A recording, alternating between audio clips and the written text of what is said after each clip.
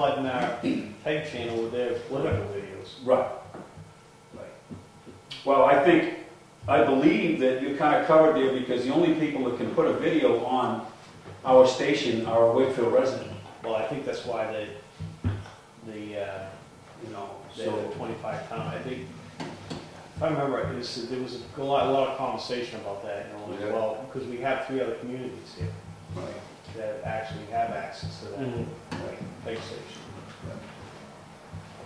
Right. But a resident of those communities can request putting a video on, no matter what the content is. Yeah. So I'm just saying, I'm not sure requiring 25 signatures to put a video on the channel. This was viewed by legal counsel before, so if there was something.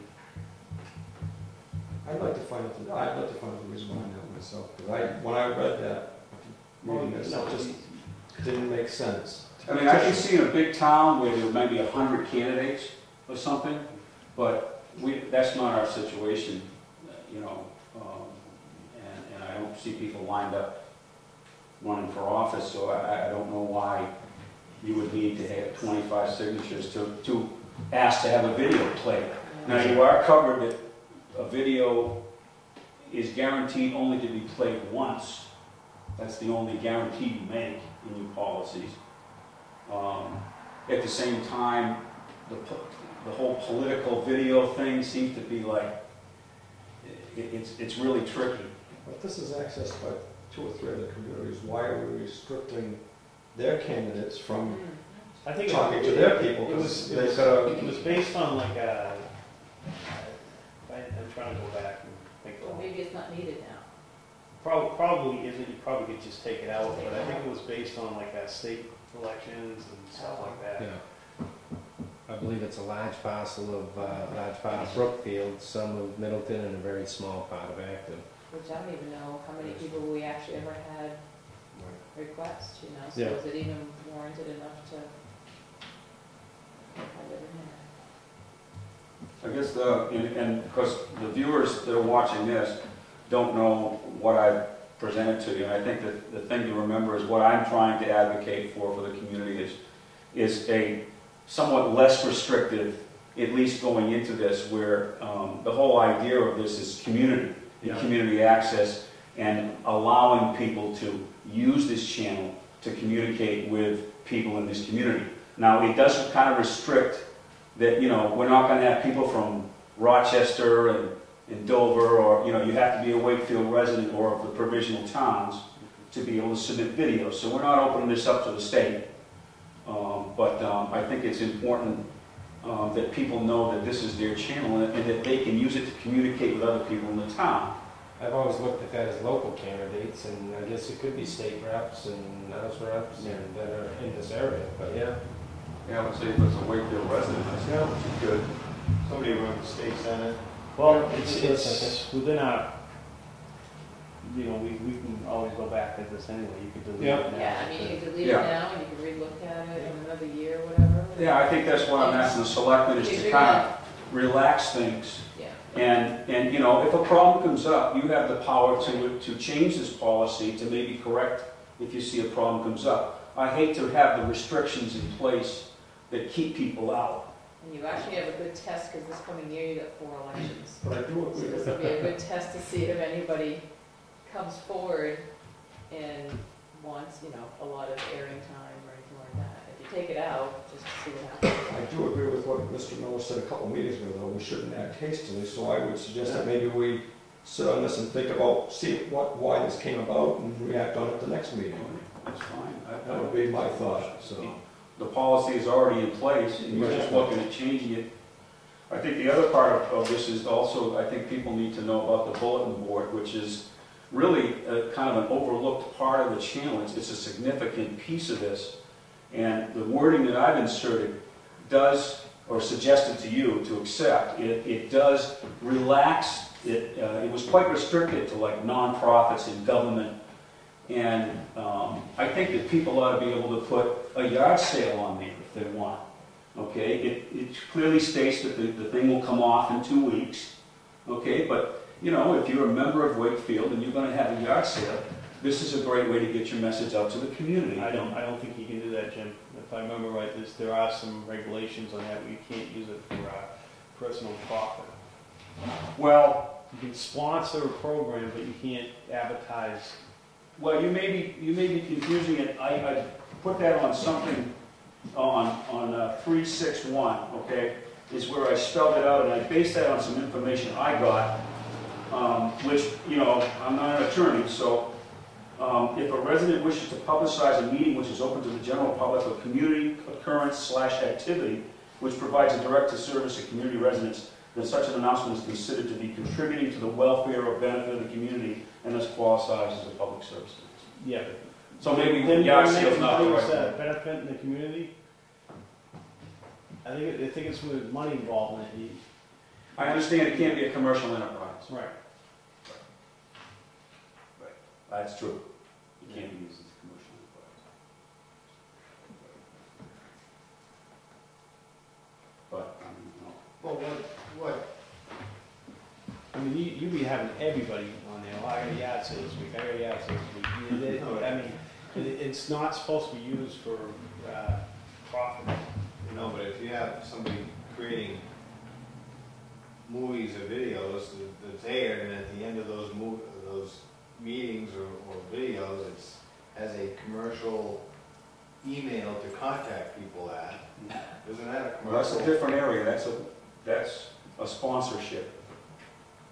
Oh. That's different. But you're not advertising a sale, so to say. You know, like Right. I'm Yeah, you get a good selling point. my car.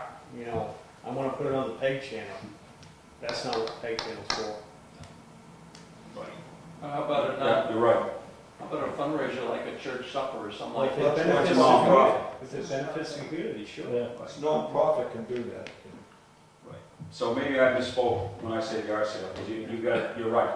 I agree with you on that. It could be considered a profit-making enterprise, and you don't want people advertising cars in there. I agree with you 100%. I was thinking more of the way that it's written, Yeah. it's very limited to just nonprofits, just government. And the way that I did word it doesn't say yard sales. It says that if there's an event that's a benefit to the community that's being put on by an individual, it's still okay. Yeah, we need to look into that one. Such as a cancer benefit type thing. I mean, there's always going to be. Well, I mean, I gave you an example of what I believe is a violation already.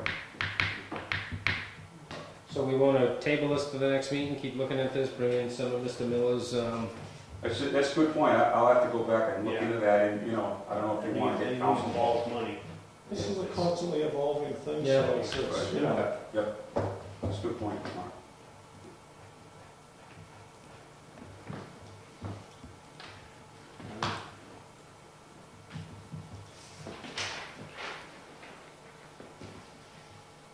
New business, none. Proposed capital reserve fund expenditures. We have $2,000 for the bridge construction.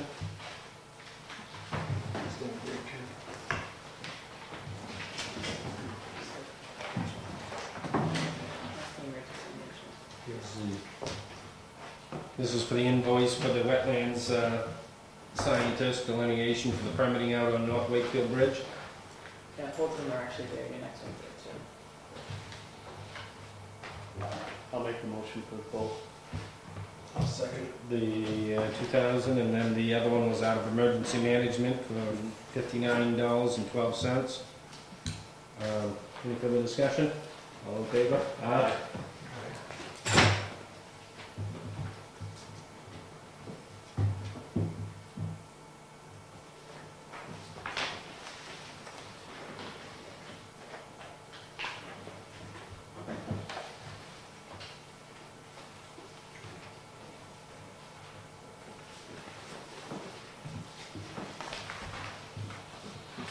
Correspondence none.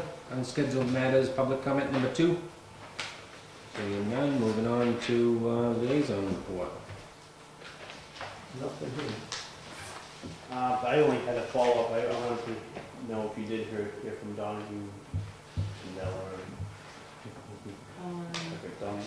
Tucker and Chandler. ETC. Yeah, that's how I refer to it as. On the, Yeah, on the contract, because I hadn't heard from, I hadn't seen emails from my wife. no, I haven't done anything. That's all I got. Budget season, if we look at the expenditures and the APs that were coming out, there's a few lines that are overexpended. And I guess just keep in contact with those department heads. I'm sure they're all thinking bottom line budget and shifting funds and shuffling funds.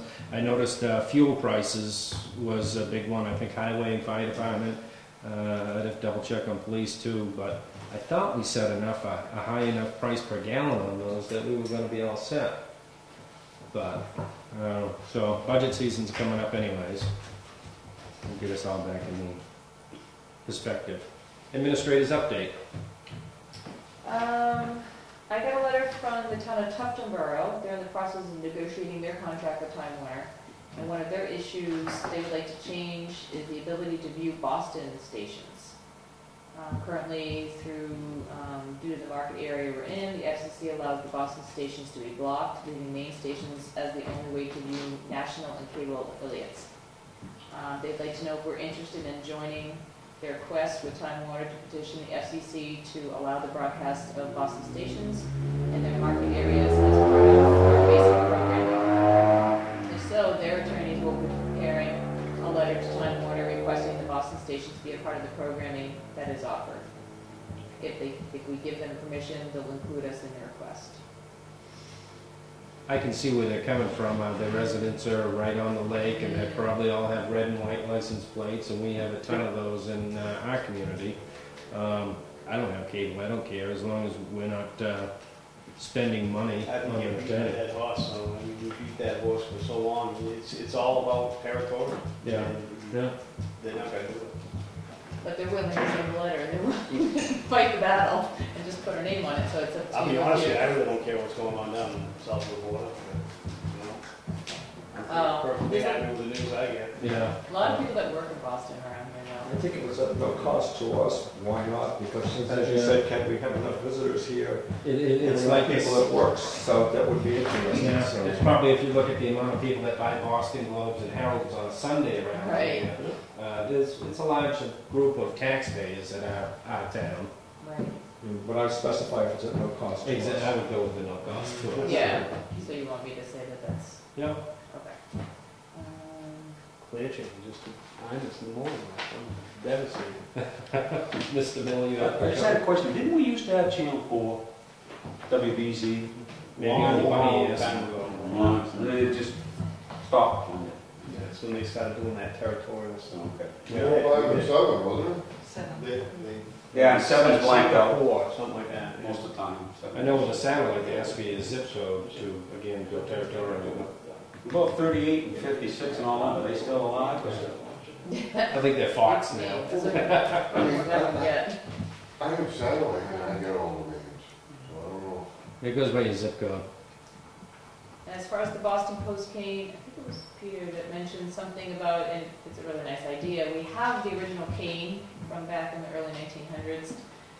Fortunately, we have to show it to the person and then take it so that we don't lose it. But it's a nice idea if we had a case that we could display it, locked up, and have recipients' names on it. So I think we're trying to get the word out there. If anybody's interested in building us a nice case that we can hang on the wall, that it would be really nice to, it's just in the safe now, nobody really gets to see it. It's a really neat part of our history that would be nice if like a somebody shadow else. box kind of. Yeah, When I- exactly. when I Like brought it shadow back box. to If Teresa- anybody can come in and get the dimensions from me for the size of it, and, you know, we have a little history on what the Boston Post came, how it originated, and it'd be a nice little thing to.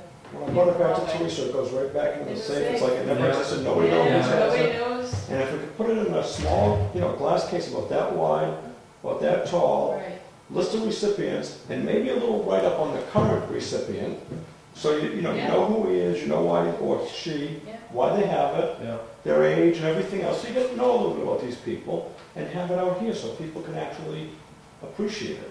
So you have a spot to locate it, so if somebody's building the box, could look at the environment it's gonna be set in, and then maybe fashion a shadow box after that, or? That's something we'd have to talk about, but the idea was to first see if we could do that, Ralph, Mike. What would be cool is if you put it on the